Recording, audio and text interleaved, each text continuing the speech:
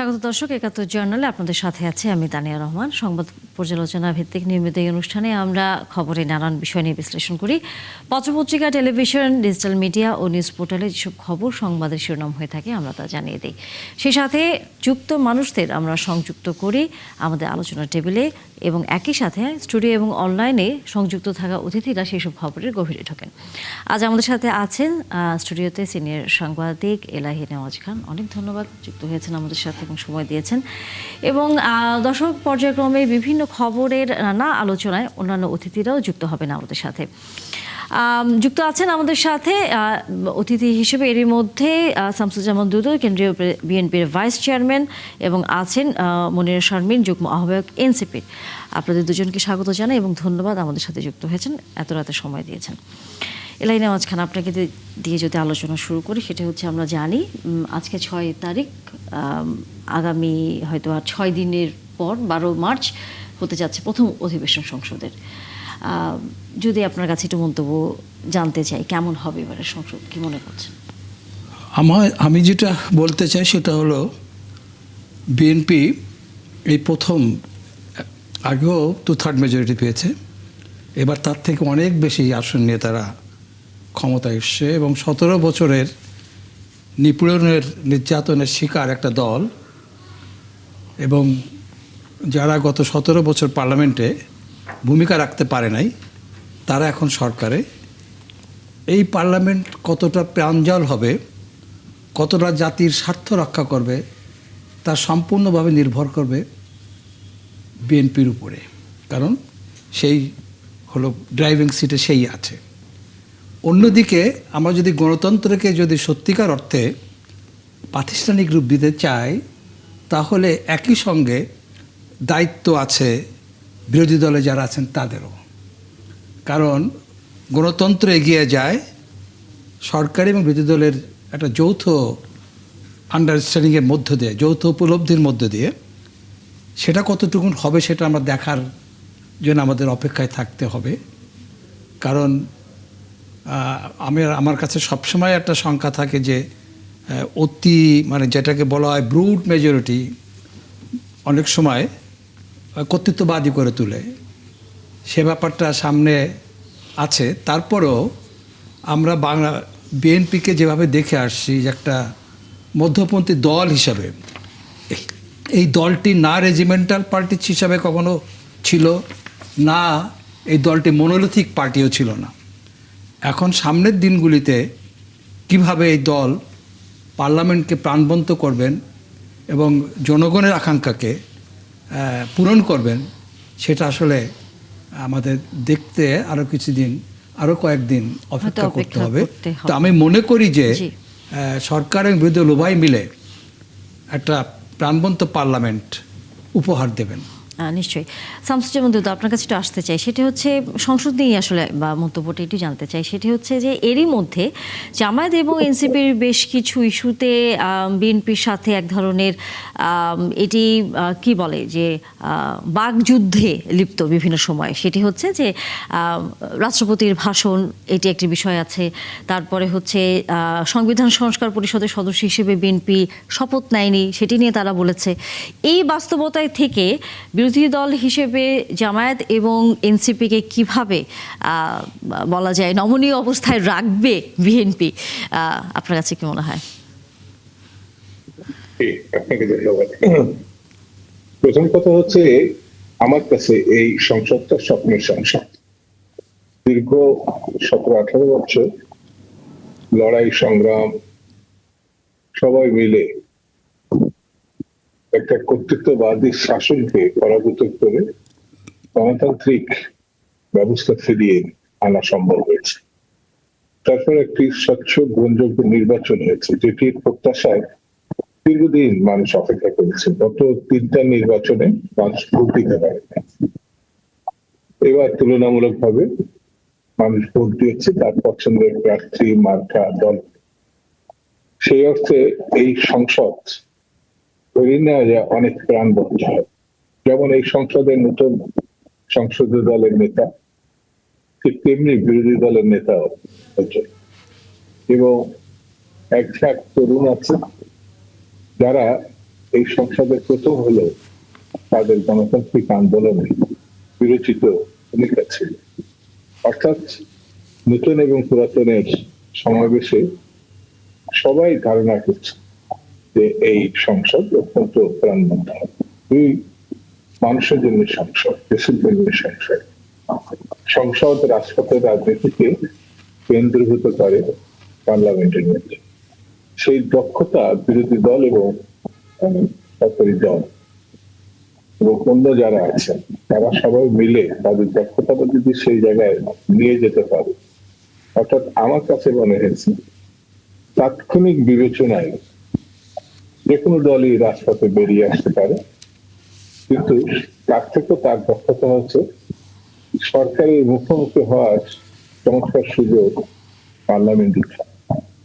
সেই কারণে আমার কাছে মনে হয়েছে পার্লামেন্ট এবং রাজপথ সেই দুটি জায়গাকে দক্ষতার সঙ্গে, অর্থাৎ রাজপথের দক্ষতার সঙ্গে যারা ব্যবহার করেছে তারা পার্লামেন্টকে কিভাবে দক্ষতার সঙ্গে ব্যবহার করবে, আমি কিন্তু সরকার বিরোধী দল সবাইকে উদ্দেশ্য করে বলছি, সেটার উপরে ভিত্তি করে আমাদের ৭১ পরবর্তী ৫৪ বছরের যে আশা, সেই আশাটা কিন্তু সফল হবে কি হবে না সেটি নির্ভর করবে। সেই জন্য আমরা অপেক্ষা করব যে আগামী ১২ই মার্চ যে পার্লামেন্ট বসবে, সেই পার্লামেন্টে যেমন নতুনরা আছে পুরাতনরা আছে, তবে নতুনরা জাতির আশা আকাঙ্ক্ষা যেমন রাজপথে দক্ষতার সঙ্গে তারা প্রমাণ করেছে, পুরাতনরা দক্ষতার সঙ্গে প্রমাণ করেছে, তারা পার্লামেন্টে সেটি ব্যবহার করতে সক্ষম হবে, এটা আমি প্রত্যাশা করি এবং এটা আমি দৃঢ়ভাবে বিশ্বাস করি। আমার একটা প্রশ্ন আছে, সেটা হলো যে এই প্রথমবারের মতো সরকারি মানে দলের নেতা, বিরোধী নেতা উভয় এই প্রথম পার্লামেন্টে আসলেন এবং অতীতে তাদের পার্লামেন্টকে তাদের কোনো অভিজ্ঞতা নেই, একদম সম্পূর্ণ নতুন অবস্থায় আসছেন। সুতরাং আপনার কাছে কেমন মনে হয় এই দুজন আগামী দিনে নেতৃত্ব কিভাবে দিতে পারবেন, কতটা প্রাজ্ঞতার পরিচয় দিতে পারবেন? আমি ভীষণভাবে আশাবাদী এই দুইজন মানুষকে নিয়ে, সংসদ বিরোধী দলের নেতা এবং বিরোধী দলের নেতা সম্পর্কে। এই কারণে এরাই কিন্তু ১৭ বছরের যে আন্দোলন, সেই আন্দোলনের চূড়ান্ত ক্ষণে অত্যন্ত বিচক্ষণতার সঙ্গে তারা নেতৃত্ব দিচ্ছে। সরকারি দলের যারা তারেক রহমান সাহেব তখন বিরোধী দলের নেতা হিসাবে শত প্রতিকূলতার মধ্যেও পার্টিকে ঐক্যবদ্ধ রেখেছে, গণতান্ত্রিক আন্দোলনে বিবিধ শক্তির সঙ্গে সম্পর্ক রেখে একটি সাফল্য বয়ে এনেছে। ঠিক তেমনি বিরোধী দলের নেতা হিসাবে যিনি আবির্ভূত হবেন ডক্টর শফিক সাহেব, উনিও কিন্তু পার্লামেন্টে এবার প্রথম বিরোধী দলের নেতা হিসেবে আবির্ভূত হচ্ছেন এবং তার পার্টিকে তিনি নেতৃত্ব দিয়ে অতীতের যে সংখ্যাধিক্যতা সেটা তিনি অতিক্রম করেছেন।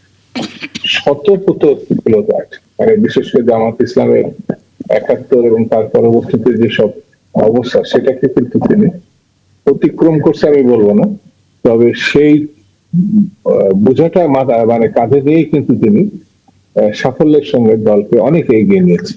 সেই কারণে আমার কাছে মনে হয়েছে যে এই দুইজন মানুষ আগামী দিনেও পার্লামেন্টে শুধু প্রাণবন্ত করবে এমন না, দেশের মানুষের যে আকাঙ্ক্ষা, যেমন তরুণদের বেকারত্ব, মানুষের অর্থনৈতিক সমস্যা, আইন শৃঙ্খলা পরিস্থিতি, অর্থাৎ সেই জিনিসগুলো মুখোমুখি তারা হবে, সেটি কিভাবে তারা ফেস করবে সেটা আমরা এখন অপেক্ষা করতে পারি দেখার জন্য। জি, অবশ্যই আমরা আসলে সবাই অপেক্ষা করছি। মনিরা শারমিন, ছোট করে আপনার কাছ থেকে একটু মন্তব্য শুনি। আপনারা প্রতিনিধিত্ব করছেন এবার সংসদে, কতটা আসলে সরকারি দলকে বলা যায় তাদের দোষ ত্রুটি ধরবার জন্য নজরদারিতে রাখবেন?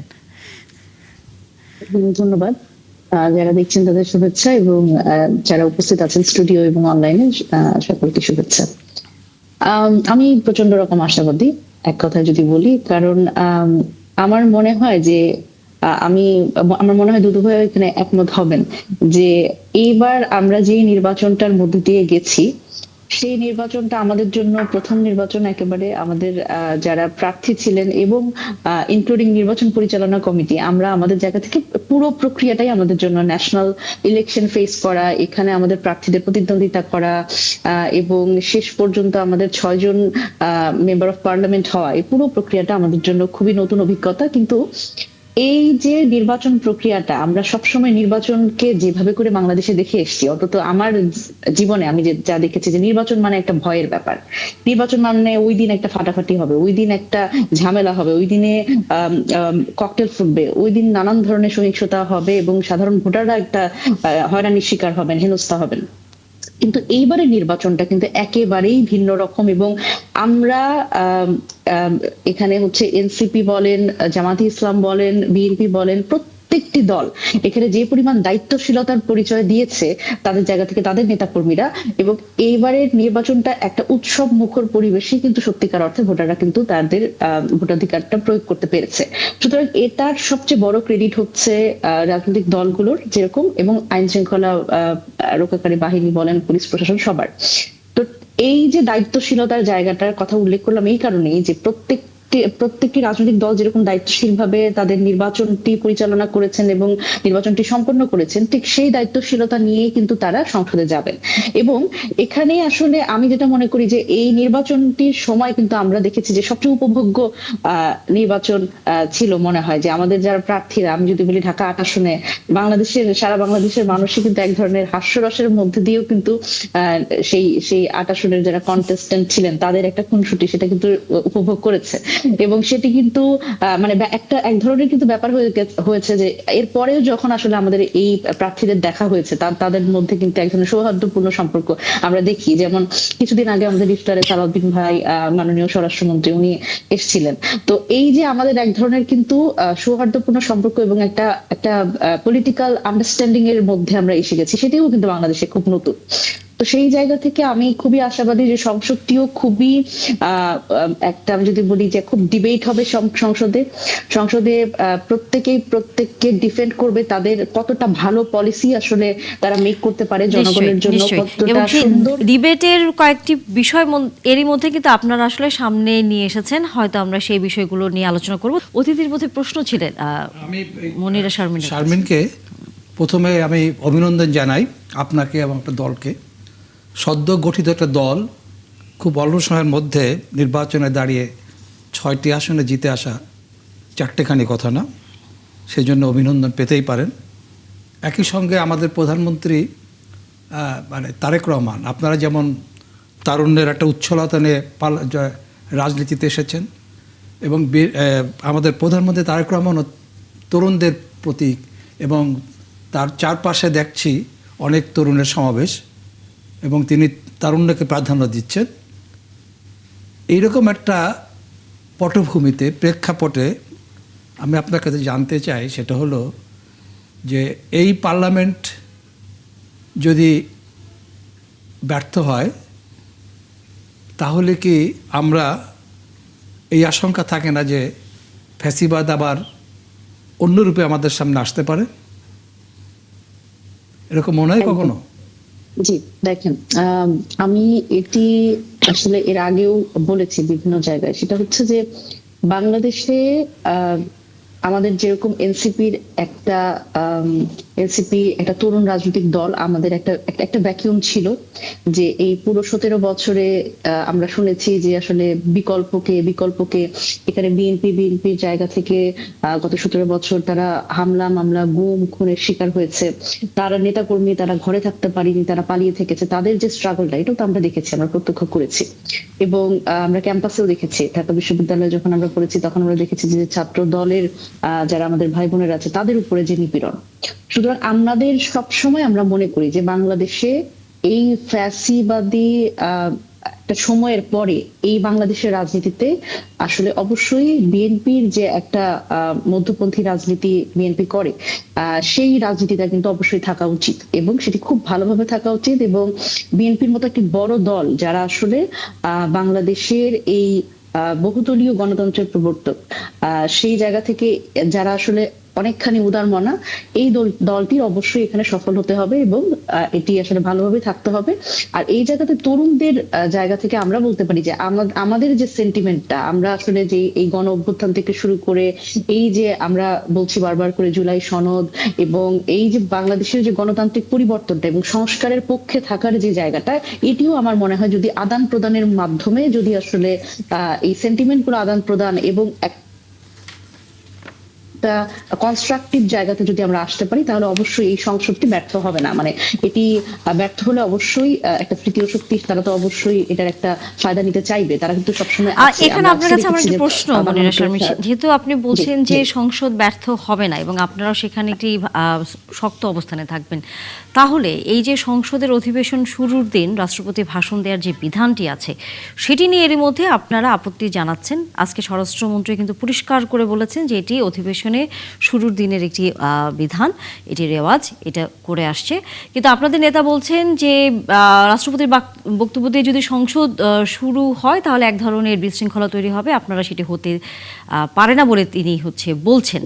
তাহলে এই অবস্থা কেন আপনারা প্রথম থেকে এই সংসদ শুরুর আগেই অবস্থানে দাঁড়িয়ে গেলেন? আচ্ছা দেখেন, এটির তো একটা প্রেক্ষাপট আছে, সেটা হচ্ছে যে আমরা সবাই জানি যে এই রাষ্ট্রপতির নৈতিক জায়গা থেকে আসলে রাষ্ট্রপতির অবস্থানটা আমি খুব গুরুত্বপূর্ণ ভাবে যদি একটা জিনিস বলি, যে আজকে আমি সারাদিন ধরে একটা রিল বারবার সামনে আসছে, সেটা হচ্ছে যে রাষ্ট্রপতি মহামান্য রাষ্ট্রপতি তিনি আসলে একটা রিলে দুইটা ব্যাপার আছে। উনি এক জায়গায় এক বক্তব্যে বলছেন যে জয় বাংলা, জয় বঙ্গবন্ধু, এবং পরে আরেকটাতেই উনি বলছেন যে বাংলাদেশ জিন্দাবাদ। সুতরাং এই যে আসলে রাষ্ট্রপতি হয়ে আসলে তিনি আসলে কার নিয়োগকৃত রাষ্ট্রপতি এবং কোন নির্বাচনে নির্বাচিত সংসদ সদস্য যারা তাদের নির্বাচিত রাষ্ট্রপতি, আমরা সবকিছু জানি। এবং এই যে দেখেন, গণ অভ্যুত্থানটা যেরকম কোনো সংবিধান মেনে হয় নাই, আমাদের বারবার করে বলা হয় যে আমরা আসলে সংবিধান মানি না, কিন্তু আমরা কিন্তু আসলে নিজেরা বলি না যে আমরা সংবিধান মানি না। এই সংবিধান যে একটা জাস্ট মানে এটা যে আসলে কিছুই না, এবং এইটা আসলে যে কোনো কার্যকারিতা নাই, এটা যে একটা দলীয় সংবিধান, এটা তো আসলে বিএনপির যিনি বেগম খালেদা জিয়া তিনি বলে গেছেন।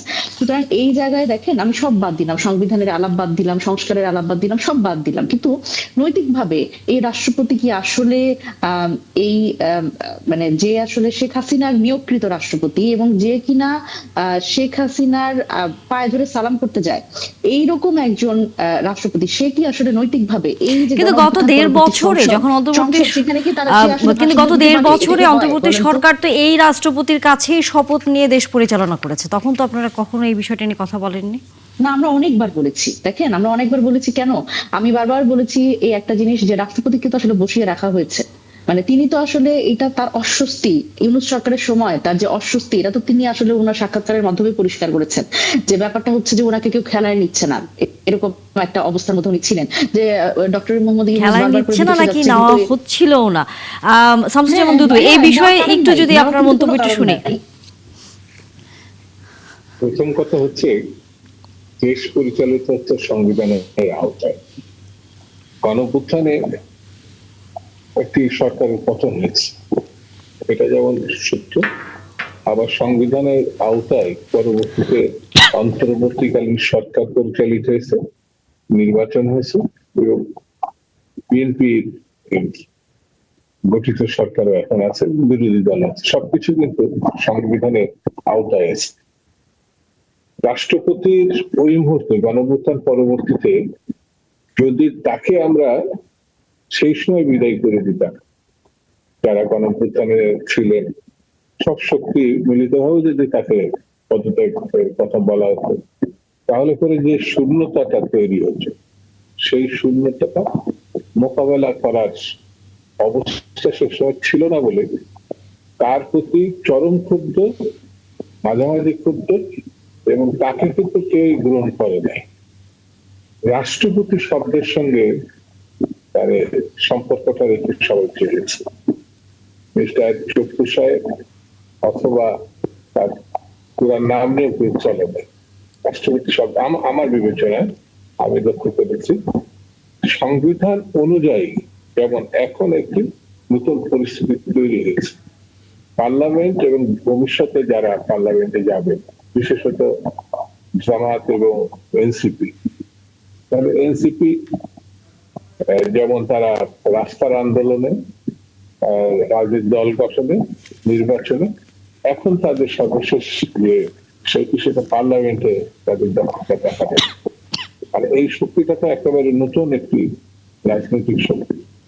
তারা অতীতে যেসব সাফল্য দেখিয়েছে পার্লামেন্টেও সেই ভূমিকাটা রাখবে। আর রাজনৈতিক কথাবার্তা অবস্থার প্রেক্ষিতে সবাই বলে, কিন্তু মীমাংসাটা পার্লামেন্টে হবে। পার্লামেন্টে একটি ছোট রাজনৈতিক দল, এমনকি দক্ষতা, প্রাজ্ঞতা এবং বিচক্ষণতা থাকলে একজন ব্যক্তিও পুরা সংসদকে মাতিয়ে রাখতে পারে। ভোট বিবেচনায় তার গুরুত্ব যাই থাক না কেন, পার্লামেন্টকে প্রাণবন্ত করা এবং দক্ষতার সামনে নিয়ে যায়, এগিয়ে নিয়ে যায়। এই কারণে আমার কাছে মনে হয়েছে আমরা এতদিন যখন অপেক্ষা করতে পেরেছি, আর কয়েকটা দিন পরে পার্লামেন্ট শুরু হবে। এবং আমরা একটু আগেও আলোচনা করে বলেছি যে আমার তরুণ নেত্রী এনসিপি চমৎকার ভাবে কথা তিনি বলেছেন তার দল সম্বন্ধে, তাদের নির্বাচন সম্বন্ধে, আগামী দিন সম্বন্ধে। কথা এবং চিন্তার আমাদের ভিন্নতা থাকলেও এই ভিন্নতাই তো গণতন্ত্র। এবং এই গণতান্ত্রিক ব্যবস্থাটা যদি আমি বারবার বলার চেষ্টা করেছি এবং আমি দৃঢ়ভাবে বিশ্বাস করি, রাস্তার আন্দোলনটাকে সাফল্যের সঙ্গে আমার পার্লামেন্টে যদি আমরা নিয়ে যেতে পারি, মীমাংসাটা যদি সেখানে করতে পারি, তাহলে গণতন্ত্রের যে দীর্ঘ লড়াই সংগ্রাম সেটা কিছুটা হলো সাফল্যের মুখ দেখবে। আর যদি আবার সে সরকারি দল, বিরোধী দল বা অন্যদের কারণে সেই জায়গাটা না রেখে আমার আবার যদি রাজপথে চলে আসে, তাহলে নতুন কিছু তো হলো না আমার বিবেচনা। কারণ 54 বছর ধরে রাস্তায় মীমাংসা করার বেশিরভাগ সময় আমরা চেষ্টা করেছি, সফল হয়েছে, কিন্তু সব মীমাংসা তো রাস্তায় হবে না, পার্লামেন্টে আনতে হবে। সেটা আমার কাছে মনে আছে যে রাষ্ট্রপতি থাকবে কি থাকবে না, তাকে রাখা উচিত কি উচিত না, সেটা সাংবিধানিক ভাবে মীমাংসা করতে পারলে আমার মনে হয় ভালো লাগে। এইখানে একটা বিষয়, সেটা হলো যে আপনি সংবিধানের কথা যেটা বলেছেন, হ্যাঁ সত্য। একই সঙ্গে এই সত্যটা আমরা দেখে আসছি যে কিভাবে সংবিধানের কথা বলে গত 15 বছর আওয়ামী লীগ ফ্যাসিবাদ কায়েম করেছে। এবং আজকেই দেখছিলাম একটা ওই আগের আইনমন্ত্রী বলছেন যে সংবিধান অনুসারে আমরা নির্বাচিত, সংবিধান অনুসারে আগামী নির্বাচন হবে। সুতরাং সংবিধানের দোহাই দিয়েই কিন্তু এই দেশে কিন্তু ফ্যাসিজমটা কায়েম হয়েছে, বারবার সংবিধানের কথা বলেছে। আপনার কি মনে হয়? কিন্তু সংবিধান বাদ রেখে ফেলে দিয়ে আমি বলছি সংবিধানের দোহাইটা দেওয়া আর কি। আমি শেষ করি, তো বললেন আপনার গণতন্ত্রে উত্তরণের সম্ভাবনা।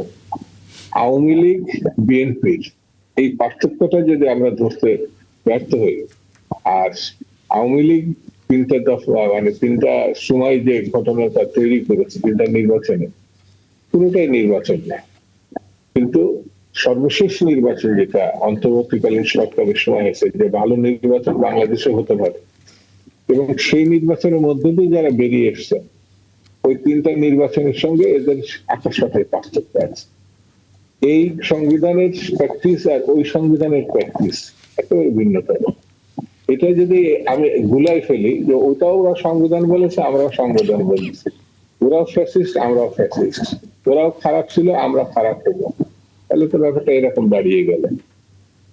সেই জন্য ফ্যাসিস্টের সংবিধান চর্চা, উল্লেখ, আর গণতান্ত্রিক ব্যবস্থায় সংবিধানের উল্লেখ এবং চর্চা ভিন্ন বলে আমার কাছে মনে হয়। একই সাথে যদি একটু জানতে চাই মনিরা শারমিন, সেটি হচ্ছে বিএনপি ডেপুটি স্পিকারের এক ধরনের যেই পদ, সেটি উদারতা হিসেবে স্বরাষ্ট্রমন্ত্রী বলেছেন তারা বিরোধী দলের কাছ থেকে প্রত্যাশা করেন। এই বিষয়টি নিয়ে আপনাদের সাথে জামাতের কোনো ধরনের আলোচনা হয়েছে কিনা? কাকে করা হবে?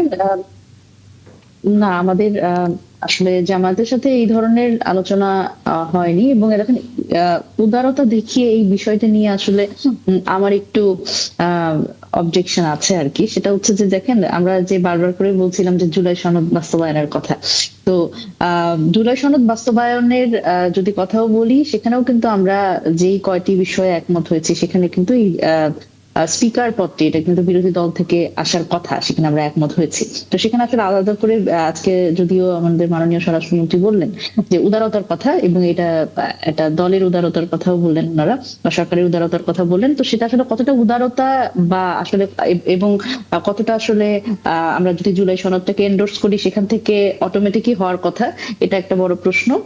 আর এটি আসলে আমাদের একটা নিজেদের মধ্যে একটা সভা হবে, সভা হয়ে সেখানে আসলে এই বিষয়গুলো নিয়ে আলোচনা হবে, যে আসলে স্পিকারের ব্যাপারটা। শামসুজ্জামান দুদু, আমরা তো এই ধরনের রেওয়াজ আসলে আগে কখনো দেখিনি, এবং সরকারি দল কখনো বিরোধী দলকে এই ধরনের কোনো প্রস্তাব আগে কখনো দেয়নি। সেই হিসেব করে বিএনপি যখন এর ধরনের একটি প্রস্তাব দেয়, আপনি কি মনে করেন রাজনীতির যে একই ধারার যে চর্চা আমরা দেখেছি, মারামারি, অপর পক্ষের প্রতি এক ধরনের দোষারোপের জায়গা, সেটি কি পরিবর্তন শুরু হয়েছে? বিপক্ষে বিরোধী দলের স্পিকার সম্বন্ধে যেভাবে উল্লেখ করেছে, সেটি যদি আমরা মনে করি পরিবর্তনের ধারার প্রথম পদক্ষেপ, তাহলে করে আমার কাছে মনে হয়েছে এটা দিয়ে শুরু হলো। যেহেতু পরিবর্তিত পরিস্থিতিতে আমরা আছি, আমরা তো 24 পরবর্তী পরিস্থিতি, 24-এর আগের একটা পরিস্থিতি। 24 পরবর্তীতে সবারই সীমাহীন কৌতূহল, প্রত্যাশা, আশা, এগুলো তো আছে। জুলাই সনদ আছে, পাশাপাশি সংবিধান আছে, সবকিছুর পরেও এখনো কিন্তু নির্বাচন পরবর্তীতে আমরা পার্লামেন্টে যেতে পারি। তার আগে ডেপুটি স্পিকার সম্বন্ধে যেটা বলা হয়েছে, এবং যেমন সত্যই 11 দল এনসিপি আছে, আর বিএনপি একক নির্বাচন করলো, অনেকেই বিএনপির সঙ্গে আন্দোলন করেছিল রাস্তায়, তাদের সঙ্গেও আমাদের কিছু সিট আমরা তাদেরকে দিয়েছি। তো দল হিসাবে বিএনপি সরকার গঠন করেছে, পার্লামেন্টে যাবে স্পিকার এবং ডেপুটি স্পিকার। ডেপুটি স্পিকার যখন করেছে, মানে আমরা উল্লেখ করেছি, তো এটা জামাত এবং তার অন্য 10টা শরিকের সঙ্গে আলাপ করে নিশ্চয় একটা সিদ্ধান্ত নিতে হয়, এবং সেই সিদ্ধান্ত যদি পজিটিভ হয়, তাহলে এই প্রথম বিরোধী দলের পক্ষ থেকে একজন ডেপুটি স্পিকার থাকবে, যদি এটা গ্রহণ করা হয় এবং পজিটিভ হয়। আমার মনে হয় নতুন ঘটনা বলে আমার কাছে এইভাবে তো আমাদেরকে সামনের দিকে এগোতে হবে। আমার মনে হয় যে এই যে গণতন্ত্রকে অর্থবহ করার জন্য এই প্রস্তাবটা খুবই সুন্দর, এবং এটা নতুন হলেও এই ধরনের প্র্যাকটিস পৃথিবীর বিভিন্ন জায়গায় হয়ে থাকে গণতন্ত্রকে প্রাতিষ্ঠানিক রূপ দেওয়ার জন্য। তবে ওই কথাটা একটুখানি আমার কাছে আপত্তি মনে হয়েছে, সেটা হলো যে উদারতার মধ্যে মনে দয়া দেখানো। আসলে তো ব্যাপারটা দয়ার না, উদারতার ব্যাপারটার মধ্যে এটা গণতন্ত্রকে 15 বছরের ফ্যাসিবাদী শাসনকে মোকাবেলা করতে গেলে এইরকম একটা গণতান্ত্রিক মানসিকতা আমাদের গড়ে তোলার জন্য এই প্রস্তাব নিঃসন্দেহে একটা চমৎকার প্রস্তাব। কিন্তু উদারতা শব্দটার মধ্যে একটুখানি মনে হয় যে আছে। আমার কাছে একটু বলি, আমার কাছে মনে হচ্ছে উদার থেকে আরো আকর্ষণীয় শব্দ আমাদের বোধহয় বাংলা অভিধানে আসে কিনা আমার সন্দেহ। উদারটাকেও মানুষকে গ্রহণ করার একটা ব্যাপার, সেটাকেও আমি যদি বিতর্ক অথবা অসম্মানজনক হিসাবে নিই, তাহলে তো আমার বলার কিছু নেই। উদার তো একটা ফ্যাসিজমের বাইরের একটি শব্দ। না দিলেও পারতাম, এটা আমার কাছে না দিলেও পারতাম, এরকম আর কি। এটা খুবই চমৎকার একটা সিদ্ধান্ত। আমরা একটু এখন উদার শব্দ বাদ দিয়ে যদি আমি আমার কথা ব্যক্ত করতে যাই, তাহলে আবার আগামীকাল আপনার এই অনুষ্ঠানে আসতে হবে, কারণ উদারের পাল্টা দ্বিতীয় কোনো শব্দ আমার জানা নেই অনুষ্ঠান করতে। Thank you. ভালো বলছেন। শামসুজ্জামান দুদু, আপনার কাছে আমি একটু একটা প্রশ্ন রাখতে চাই। বাংলা ট্রিবিউনে একটি সংবাদ দেখছিলাম, এটি আসলে হয়তো আগামীকাল বিভিন্ন গণমাধ্যমে প্রকাশিত হবে, কারণ দেরিতে হলেও এই গণমাধ্যমে এই বিজ্ঞপ্তিটি পাঠিয়েছে। অল্টারনেটিভস ন্যাশনাল অর্গানাইজিং নামে একটি নতুন রাজনৈতিক প্ল্যাটফর্ম, যেখানে আছেন সাবেক উপদেষ্টা যদি আমরা বলি মাহফুজ, এবং একই সাথে আছেন এনসিপিরই একজন আরেকজন আমরা জানি যে তাজনুবা, তিনি আছেন সেই নতুন রাজনৈতিক প্ল্যাটফর্মে।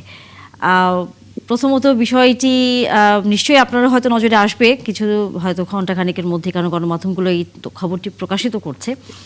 এবং আপনার কাছে কি মনে হয় যে নতুন প্ল্যাটফর্ম এই মুহূর্তে আসছে রাজনৈতিক দিক থেকে? অবশ্যই সেটা একটা ভালো, কারণ যত বেশি দল আসবে তত বেশি নানা ধরনের ভুল ত্রুটি ধরবার বা নিজেদের সংশোধন করবার হয়তো সুযোগটি সামনে আসবে। কিন্তু আমরা দেখেছি সাবেক সরকারের প্রতিনিধি এবং একটি এখন যে বর্তমান বিরোধী দলের যেই প্রতিনিধি, তারা মিলে এই নতুন একটি প্ল্যাটফর্ম তৈরি করছে বা করেছে আসলে আমরা বলতেই পারি। সেই হিসেব করে আপনার কাছে কি মনে হচ্ছে এটা?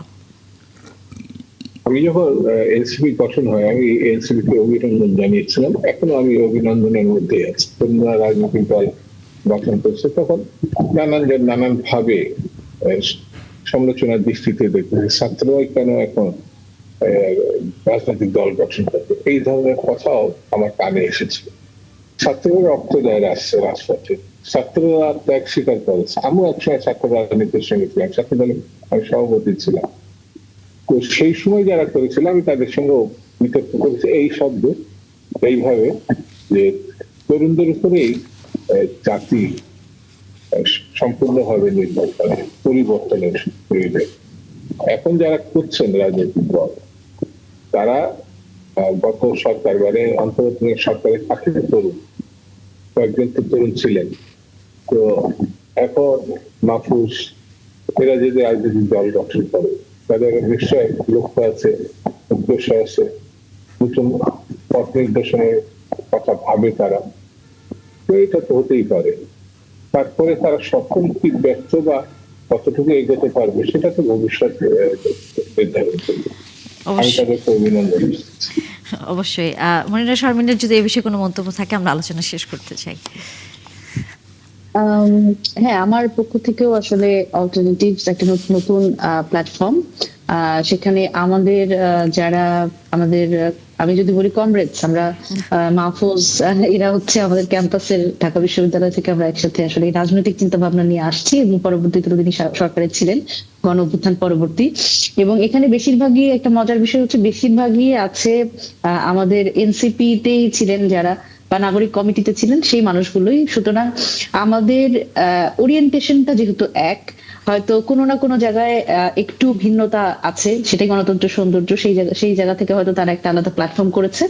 অবশ্যই আমাদের এই গণ অভ্যুত্থানের পরবর্তীতে যত প্ল্যাটফর্ম আসবে তত আমরা মনে করি যে এই সামনের দিনগুলোতে আমাদের জন্য অনেক বেশি ভালো জিনিস আসবে। আমাদের প্রত্যাশাটা যে জনগণের যে প্রত্যাশা সেটা আসলে আমরা ফিল আপ করতে পারবো। কারণ যত সরকারকে আসলে ঠিক লাইনে রাখার জন্যই তো আসলে এত এই সমালোচনাগুলো।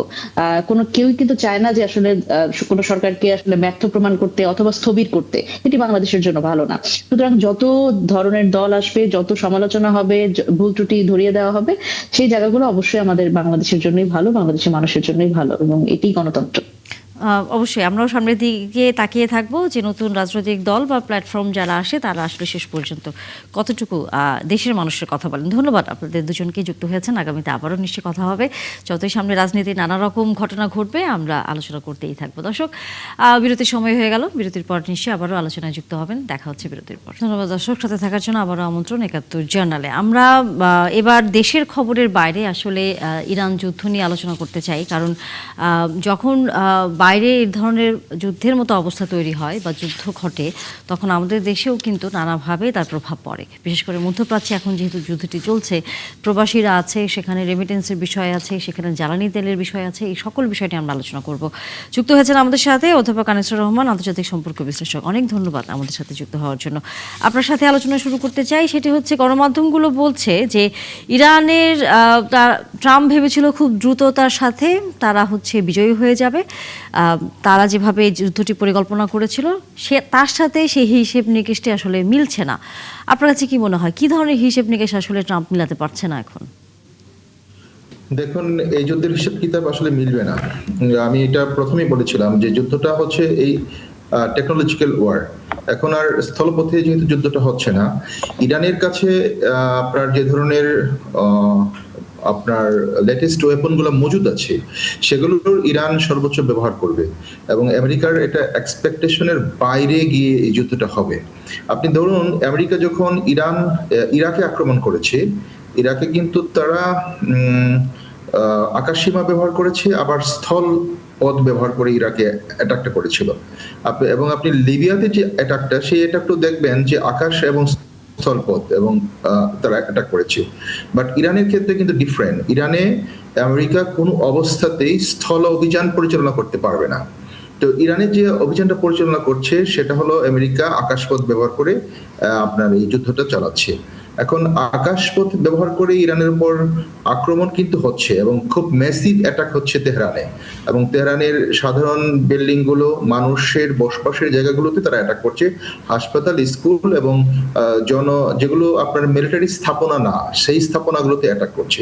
অন্যদিকে ইরান যে স্ট্র্যাটেজিটা নিয়েছে সেটা হলো মধ্যপ্রাচ্যের যে সমস্ত আমেরিকান বেজমেন্টগুলো আছে, ঘাঁটিগুলো আছে, সেইগুলোতে ইরান অ্যাটাক করছে, এবং খুব সূক্ষ্মভাবে অ্যাটাক করছে কিন্তু এইবার ইরান। এবং মধ্যপ্রাচ্যের যে সমস্ত ইকোনমিক জোনগুলো আছে, এই ইকোনমিক জোনগুলোতে তারা অ্যাটাক করছে। আর 3 নম্বর অ্যাটাক হচ্ছে ইউএস এর এম্বাসি যেগুলো আছে মধ্যপ্রাচ্যের, সেখানে তারা অ্যাটাক করছে। বেসিক্যালি তাদের টার্গেট হচ্ছে ইউএস এর মিলিটারি বেসমেন্টগুলোকে গুঁড়িয়ে দেওয়া। আরেকটা দিক হলো ইসরায়েলের এতদিন পর্যন্ত যে দম্ভ এবং অহংকার ছিল যে তাদের আকাশটা অভেদ্য, সেখানে আকাশপথ ব্যবহার করে ইসরায়েলে অ্যাটাক করা সম্ভব না, সেটা কিন্তু ইরান লাস্ট ওয়ারের প্রমাণ করেছে যে Iran able to attack in Israel, এবং এইবারও কিন্তু এটা প্রমাণ করছে। এখন আপনার এই যুদ্ধটা একটা টেকনোলজিক্যাল ওয়ার হচ্ছে, এবং এই টেকনোলজিক্যাল ওয়ারে আমেরিকা যেহেতু ইরানের কাছাকাছি কোনো রাষ্ট্র না, ইরান অনেক দূর থেকে আমেরিকা আপনি এখানে তো কথা বলছিলেন যে এই যুদ্ধটি অনেকটা টেকনোলজিক্যাল হচ্ছে যুদ্ধ হচ্ছে। আমরা গণমাধ্যমে আসলে দেখছিলাম, সেটা হচ্ছে যে ইরান যুদ্ধ করছে, তার যে বিমানগুলো রয়েছে, যুদ্ধ বিমান, সেগুলো অনেক পুরনো। বলা যায় আধুনিকের সাথে ইসরায়েল যেই এবং মার্কিন যুক্তরাষ্ট্র যেই বিমানগুলো ব্যবহার করছে সেগুলো খুব আধুনিক। পুরনো এবং এই আধুনিকের মধ্যে যে যুদ্ধটি হচ্ছে, তাতে আসলে শেষ পর্যন্ত কার পাল্লা ভারী বলে মনে হচ্ছে আপনার? দেখুন, ইরানের কিন্তু এখন পর্যন্ত ওই আকাশ সীমাতে ইরান সেরকম কোন ধরনের যুদ্ধের টেকনোলজিক্যাল ওয়ার দেখায় নাই। ইরান বেসিক্যালি অ্যাটাক করছে মিসাইল অ্যাটাক, এবং ইরান মিসাইল অ্যাটাক করে আপনার ইরান সাকসেস, এবং খুব সূক্ষ্মভাবে ইরান তার মিসাইলগুলো ব্যবহার করছে। এবং আজকে ইরানের সেনাবাহিনীর পক্ষ থেকে একটা স্টেটমেন্ট দিয়েছে যে তারা আরো লেটেস্ট ওয়েপনগুলো বের করবে এবং ব্যবহার করবে। সুতরাং এখানে মার্কিন যুক্তরাষ্ট্র এবং ইসরায়েলের সাথে ইরানের মূল পার্থক্যটা এখানে। মার্কিন যুক্তরাষ্ট্র এবং ইসরায়েল ইরানে যেটা করছে সেটা হলো আকাশ সীমা ব্যবহার করছে, এবং সেখানে যুদ্ধ বিমান তারা ব্যবহার করছে, এবং যুদ্ধ বিমান ব্যবহার করে ইরানকে ডিস্ট্রাক্ট করছে। বাট ইরান যেটা করছে, ইরানের প্রত্যন্ত পাহাড়ি অঞ্চল যে সমস্ত বেসমেন্ট গুলো আছে সেখানে তারা মিসাইল মজুদ রেখেছে, এবং মিসাইল দিয়ে তারা অ্যাটাক করছে মধ্যপ্রাচ্যের বিভিন্ন কান্ট্রি এবং এই বেসমেন্ট গুলোতে। সুতরাং পার্থক্যটা এখানে। আরেকটা হলো যে এই টেকনোলজি ওয়ারের স্যাটেলাইটের একটা বিষয় আছে। মধ্যপ্রাচ্যের স্যাটেলাইট ম্যানেজমেন্টটা কার নিয়ন্ত্রণে? এতদিন পর্যন্ত আমরা দেখেছি মধ্যপ্রাচ্যের স্যাটেলাইট নিয়ন্ত্রণে ছিল ইসরায়েল এবং আমেরিকার নিয়ন্ত্রণে ছিল, কিন্তু এখন এই যুদ্ধের মাধ্যমে প্রকাশ পাচ্ছে যে মধ্যপ্রাচ্যের টোটাল স্যাটেলাইট ম্যানেজমেন্টে চায়নার একটা পার্টিসিপেশন আছে। চায়না এখানে ব্যাপক টেকনোলজিক্যাল ইনফরমেশন তার কাছে আছে। সুতরাং এই ক্ষেত্রে যদি যুদ্ধের এই ক্ষেত্রে যদি চায়না তার আকাশ টেকনোলজিটা ইরানকে ইনফরমেশন গুলো শুধু পাস করে, সেই ক্ষেত্রে এটা আমেরিকার জন্য it will be very tough to to win in this. এখানে রাশিয়ার আসলে অবস্থাটা আসলে কি আপনার কাছে মনে হচ্ছে? রাশিয়া বিভিন্ন গণমাধ্যম বলছে যে ইরানকে গোয়েন্দা তথ্য দিচ্ছে রাশিয়া। এখানে যেটা মনে হচ্ছে যে রাশিয়া গোয়েন্দা তথ্য দিচ্ছে, পাশাপাশি রাশিয়া সরাসরি যুদ্ধে অংশগ্রহণ করবে না, তবে ওয়েপন দিয়ে সহযোগিতা করবে। এবং ইন্টারনাল যে কিছু সোর্স আছে, ডিপ্লোমেসি এবং ধরেন আপনার গোয়েন্দা সোর্স অথবা নেটিভদের যে সোর্সগুলো আছে, সেখানের সোর্সের মাধ্যমে একটু জানা যাচ্ছে যে রাশিয়া এক্ষেত্রে ইরানকে অস্ত্র দিয়ে সহযোগিতা করবে। কারণ ইউক্রেনে রাশিয়া একটা আনডিসিসিভ ওয়ারের মধ্যে আছে। ইউক্রেনের যুদ্ধে কিন্তু রাশিয়ার সাকসেস না। সুতরাং মিডল ইস্টে রাশিয়ার আমেরিকার একচ্ছত্র আধিপত্য, এটা একদিকে রাশিয়াও মানবে না এবং এখানে চীনও এখানে মানবে না। সুতরাং চীন এবং রাশিয়া টেকনোলজি, ইকোনমি এবং আপনার ওয়েপন, এই তিনটা দিয়ে এই যুদ্ধে সহযোগিতা করবে বলে আমরা ধারণা নিচ্ছি। সরাসরি যুদ্ধের মধ্যে অংশগ্রহণ করবে না, কিন্তু ইনডাইরেক্টলি তিনটা বিষয় দিয়ে তারা এই যুদ্ধের মধ্যে থাকবে। এটা কি আপনার কাছে কি এরকম মনে হয় যে এই যুদ্ধের অন্যতম বৈশিষ্ট্য হচ্ছে যে ইরান এর হলো অস্তিত্বের লড়াই, আর অন্যদিকে যুক্তরাষ্ট্র এবং ইসরায়েলের হলো অভিসন্ধিমূলক একটা আক্রমণ, যেটা তার জিওপলিটিক্যাল স্বার্থ উদ্ধারের জন্যে এই আক্রমণটা করেছে। সুতরাং এখানে বিজয়ী হওয়ার সম্ভাবনা ইরানেরই বেশি, কারণ তার অস্তিত্বের লড়াইটা তারা ঠিকভাবে করবে। অন্যদিকে কি এটা এই একটা জিনিস কি স্পষ্ট হয় না যে যুক্তরাষ্ট্রের যে দেশগুলি আছে, এই মধ্যপ্রাচ্যের দেশগুলি, এগুলি কি এই যুদ্ধের মাধ্যমে এটা মনে হলো যে এগুলি সব তাদের করদ রাজ্যের মতো, তাদের যে ঘাঁটিগুলি আছে এই ঘাঁটিগুলি মূলত ওই দেশ রক্ষা করার জন্য না, এই ঘাঁটিগুলি মূলত ছিল ইসরায়েলকে সুরক্ষা দেওয়ার জন্যে। এই যুদ্ধের মধ্যে থেকে এটা প্রকাশ পায় না। আপনার বিশ্লেষণটা খুব যথার্থ। মধ্যপ্রাচ্যে যে সমস্ত মার্কিন ঘাঁটিগুলো আছে, এই ঘাঁটিগুলোর মাধ্যমে মধ্যপ্রাচ্যের তেল সম্পদ, খনিজ সম্পদ এবং মধ্যপ্রাচ্যের জিওপলিটিক্যাল যে আপনার নিয়ন্ত্রণ, এটা কিন্তু আমেরিকা এতদিন থেকে করে আসছে। এবং মধ্যপ্রাচ্যের সরকার ব্যবস্থা যদি আপনি দেখেন, নেচার অফ গভর্নমেন্ট কিন্তু এগুলো সবগুলো হচ্ছে প্রো আমেরিকান গভর্নমেন্ট। মধ্যপ্রাচ্যের এই রাষ্ট্রগুলো বেসিক্যালি সৃষ্টি হয়েছে ব্রিটিশদের মাধ্যমে। আপনারা জানেন যে প্রথম বিশ্বযুদ্ধের সময়ে এখানে এই মধ্যপ্রাচ্যের সবগুলো রাষ্ট্র ছিল উসমানীয় সালতানাতের, উসমানীয় খেলাফতের অধীনে। এবং এই রাষ্ট্রগুলো আপনার যখন স্বাধীনতা হয় তখন দুইটা ম্যান্ডেট দিয়ে এই রাষ্ট্রগুলো স্বাধীন হয়েছে। একটা ছিল ফরাসি ম্যান্ডেট এবং ব্রিটিশ ম্যান্ডেট।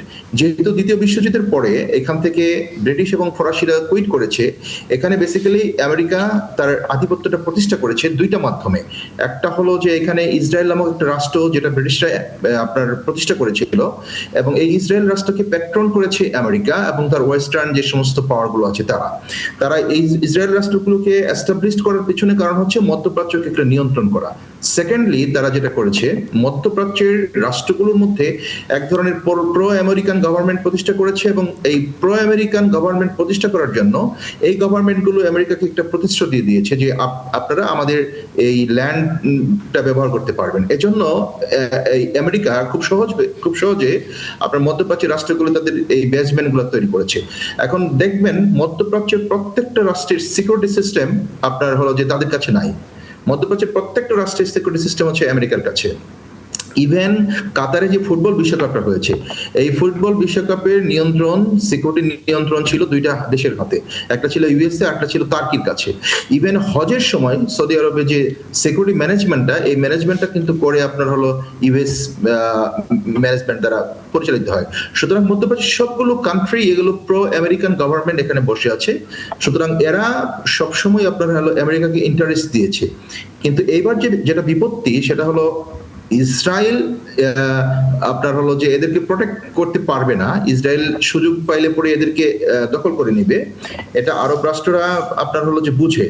সেকেন্ডলি হলো ইরান এবার যেটা করেছে যে মধ্যপ্রাচ্যের এই বেসমেন্ট গুলোতে অ্যাটাক, তার মানে হলো বেসমেন্ট গুলোতে অ্যাটাক হলে পরে পিপলস পারসেপশন চলে যাবে অ্যান্টি আমেরিকান, পিপলস পারসেপশন যেগুলো চলে যাবে আপনার অ্যান্টি গভর্নমেন্টের, অ্যান্টি আরব গভর্নমেন্টের অধীনে। সুতরাং এই সমস্ত বিষয়গুলো এই যুদ্ধের মধ্যে অনেক ভাইটাল ফ্যাক্টর হিসেবে কাজ করছে। আরেকটা দিক যেটা বললেন, ইরান প্রথম থেকে একটা স্বাধীন একটা রাষ্ট্র, এবং ইরানিয়ানদের মধ্যে 90% ইরানিয়ান যারা, তারা হলো দেশটাকে অনেক বেশি ভালোবাসে। এখানেও কিন্তু আপনার প্রো আমেরিকান পিপল ইরানে আছে, এবং এই প্রো আমেরিকান পিপলরা আপনার হলো যে যুদ্ধের বিরুদ্ধে ব্যবহার হচ্ছে রেজা শাহ পাহলভি এবং তার যারা সমস্ত গ্রুপগুলো আছে, এবং এখানে মুসাদের একটা এজেন্ট আছে। সুতরাং ইরানিয়ানদের অবশ্যই এটা তাদের সার্বভৌমত্বের একটা প্রশ্ন, এবং এই সার্বভৌমত্বের ক্ষেত্রে ইরানিরা সব সময় আপনার হলো যে খুব একাট্টা থাকে। তবে ইরান কতদিন পর্যন্ত এই যুদ্ধের মধ্যে টিকে থাকবে সেটা হলো তার ওয়ার স্ট্র্যাটেজি এবং তার কি পরিমাণের আপনার ওয়েপন্স গুলো আছে, মজুদ আছে। সুতরাং এই যুদ্ধগুলো যেহেতু টেকনোলজি ওয়ার, এই যুদ্ধগুলো খুব এক্সপেন্সিভ। একদিকে যেমন আমেরিকার জন্য এক্সপেন্সিভ, অন্যদিকে ইরানের জন্য খুব এক্সপেন্সিভ একটা ওয়ার। অনেক বিশেষজ্ঞ বলছেন যে আমেরিকা নিঃসন্দেহে বিংশ শতাব্দীতে সামরিক শ্রেষ্ঠত্বের শীর্ষে ছিলেন, কিন্তু একবিংশ শতাব্দীর এই সময়ে সেই শ্রেষ্ঠত্বের জায়গায় নেই। এক সময়ে আমেরিকান ফ্লিটগুলো নিরাপদে একদম মানে সমস্ত সমুদ্রগুলো, সাগরগুলো দাপিয়ে বেরিয়েছে। এবার দেখা গেল ইরানের সাথে যুদ্ধে তারা চ্যালেঞ্জের মুখে পড়েছে। অর্থাৎ বিংশ শতাব্দীতে আমেরিকার শ্রেষ্ঠত্বকে, সামরিক শ্রেষ্ঠত্বকে অনেকে, এবার দেখলাম অনেক বিশেষজ্ঞ স্বীকার করতে চাচ্ছে না। আপনার কি মনে হয়? দেখুন, সেকেন্ড ওয়ার্ল্ড ওয়ারের পরে আমেরিকা পৃথিবীতে তার যে ইন্টারন্যাশনাল পলিটিক্যাল অথরিটি বা পলিটিক্যাল ওয়ার্ডারটা ডেভেলপ করেছিল দুইটা ভাবে। একটা হলো আপনার ইকোনমিক অ্যাসিস্ট্যান্স, ইউএস এইড দিয়ে তারা এটাকে করেছে। সেকেন্ডলি হলো মিলিটারি এইড বা মিলিটারি ম্যানেজমেন্ট দিয়ে তারা তাদের ইউএস ইন্টারন্যাশনাল ওয়ার্ডারটাকে বা ইউএস হেজেমনিটাকে তারা এস্টাবলিশ করেছিল। সেটা আপনার 1990 সালে গিয়ে এটা আরো ব্যাপক পরিমাণে এস্টাবলিশড হয়, এবং সেই সময় কিন্তু হান্টিংটন আপনার হলো যে এই আমেরিকাকে ঘোষণা করেন, আমেরিকান ইন্টেলেকচুয়ালরা আমেরিকাকে ঘোষণা করেন যেটা হচ্ছে ইউনিপোলার ওয়ার্ল্ডের মধ্যে আমরা বসবাস করছি। মানে এখানে এই পৃথিবীটা হচ্ছে আমেরিকার নিয়ন্ত্রণে, আমেরিকা যা বলবে তাই হবে। এবং এই সময়টাতে কিন্তু হান্টিংটন একটা বিখ্যাত বই লেখেন, দ্য ক্ল্যাশ অফ সিভিলাইজেশন। এই ক্ল্যাশ অফ সিভিলাইজেশনের মধ্যে তিনি বলেন যে দুইটা সিভিলাইজেশন আমেরিকার জন্য থ্রেট। একটা হচ্ছে যে ইসলামিক সিভিলাইজেশন যেটা মুসলমানদের আছে, আর একটা হলো চাইনিজ সিভিলাইজেশন। চায়নাকে ইউএসএ অনেকভাবে আপনার নিয়ন্ত্রণ করার চেষ্টা করেছে, বাট চায়না কিন্তু তার এই নিয়ন্ত্রণ থেকে বেরিয়ে গিয়েছে। চায়নার যে আপনার ইকোনমিক অ্যাডভান্সমেন্ট এবং টেকনোলজিক্যাল অ্যাডভান্সমেন্ট, সেটা আমেরিকার জন্য একটা বিরাট বড় থ্রেট। এবং আমরা এই 2025-এ সায়েন্টিফিক যে সমস্ত প্রতিষ্ঠানগুলো পৃথিবীতে আছে যারা লিড করে, তার মধ্যে 10টা প্রতিষ্ঠান কিন্তু চায়নার, প্রথম 10টা প্রতিষ্ঠান চায়না। তার মানে হচ্ছে ইন্টারন্যাশনাল ওয়ার্ডার সিস্টেম বা ম্যানেজমেন্টটা এটা কিন্তু আপনার পরিবর্তন হচ্ছে, এবং এক সময় এটা আমেরিকা হারিয়ে ফেলবে। হারিয়ে ফেলার পরে এটা অন্য একটা রাষ্ট্রের কাছে যেতে পারে, সেটা চায়নার কাছে যেতে পারে। আবার ইরান একটা regional super power. Regional super power মানে বলতে বোঝাচ্ছি যে ইরান হচ্ছে আপনার মধ্যপ্রাচ্যের যে সমস্ত কান্ট্রিগুলো আছে, এই কান্ট্রিগুলোর মধ্যে সবচেয়ে শক্তিধর একটা কান্ট্রি। এই রিজিওনাল সুপার পাওয়ারগুলো সবসময় বিগ পাওয়ারদের সাথে এক ধরনের গেমের ভূমিকায় অবতীর্ণ হয়। সুতরাং এই রিজিওনাল সুপার পাওয়ারগুলোকে আবার রাইজিং সুপার পাওয়ার এদেরকে সাপোর্ট দেয়। যেহেতু ইরান হচ্ছে অ্যান্টি আমেরিকান, সুতরাং বাট এটা একটা এমার্জিং রিজিওনাল পাওয়ার। এই এমার্জিং রিজিওনাল পাওয়ারটিকে আবার একটা বিগ পাওয়ার হিসেবে চায়না সবসময় সাপোর্ট দেবে। সুতরাং চায়না এক্ষেত্রে ইরানের পাশে থাকবে, সেটা হলো ইন্টারন্যাশনাল ওয়ার্ডার ম্যানেজমেন্ট সিস্টেমের বদৌলতি থাকবে। এবং দেখবেন যে এই যুদ্ধগুলো, একটা যুদ্ধ ইন্টারন্যাশনাল ওয়ার্ডার চেঞ্জ মেকিং করতে পারে, এবং ইরানের যুদ্ধটি যদি দীর্ঘদিন স্থায়ী হয় তাহলে দেখবেন যে এখানে ইন্টারন্যাশনাল ওয়ার্ডার সিস্টেমের মধ্যে এক ধরনের পরিবর্তন আসার সম্ভাবনা আছে। অতীতের আমরা বিরতির পরে আলোচনা চলতে থাকবে, আমাকে আসলে থামাতেই হচ্ছে। দর্শক, আমরা বিরতি নিচ্ছি ৭১ জার্নালে। বিরতির পর আবারও নিশ্চয়ই ইরানের ইস্যুতে আমরা আলোচনা করব, কারণ জ্বালানি তেলের বিষয়টি নিয়ে আসলে আমাদের উদ্বিগ্ন হবার একটি জায়গা তৈরি হয়েছে, সেটি নিয়ে নিশ্চয়ই আলোচনায় যুক্ত হবেন আপনারাও। আরও আমন্ত্রণ আপনাদেরকে ৭১ জার্নালে। আমরা একটু অনুষ্ঠানের শেষের দিকে চলে এসেছি, যেটি আসলে এটা আলোচনার জন্য আমরা আসলে বলছিলাম যে জ্বালানি তেলের পর্যাপ্ত যে মজুদ আছে বলছে সরকার, তার মধ্যে আবার রেশনিং পদ্ধতিও চালু হচ্ছে রবিবার থেকে। রেশনিং পদ্ধতি করে দেওয়া মানেই হচ্ছে সংকটের আসলে ইঙ্গিত দেয়া। আসলে কি তাই? আপনার কাছে কি মনে হচ্ছে? আমার কাছে খুব একটা মজার একটা ঘটনা আমি দেখতে পাচ্ছি। সেটা হলো যে 1979 সালে বিএনপি বিপুল ভোটে বিজয়ী হয়ে আসলো যখন প্রেসিডেন্ট জিয়া রহমান, তখন এর পরপরই 80 সালে ইরান এবং ইরাকের মধ্যে যুদ্ধ, এবং সেই যুদ্ধের একমাত্র মধ্যস্থকারী ছিলেন জিয়া রহমান। এখন ঠিক ওনার সন্তান তারেক রহমান বাংলাদেশের প্রধানমন্ত্রী, এবং আবার সেই ইরান এবং ইসরায়েল এবং মধ্যপ্রাচ্য যুদ্ধ, দুই সময় এসে দুইজন বাপ একটা সময় যুদ্ধের ছিলেন, মধ্যস্থকারী ছিলেন। উনি মধ্যস্থকারী না, ওনার সময় যুদ্ধটা হলো। যাই হোক, আমাদের অবশ্যই তেল, আপনি জানেন যে বর্তমান সভ্যতা জ্বালানির উপরে আছে। জ্বালানি নাই, এ সভ্যতা নাই। সুতরাং এই জ্বালানির সংকটটা এই রেশনিং বলাতে একদিকে সরকার বলছেন যে আমাদের যথেষ্ট মজুদ আছে, ঘাবড়ানোর কিছু নাই, আর একদিকে বলছেন রেশনিং করে দিলেন। তাতে কিন্তু এদেশের লোক তো এমনি হুজুকে, যখনই কোনো কিছু দেখে দিদা আসছে কেনা শুরু করে, চাল ডাল নুন তেল, তারপরে অটোমেটিক্যালি দাম বেড়ে যায়।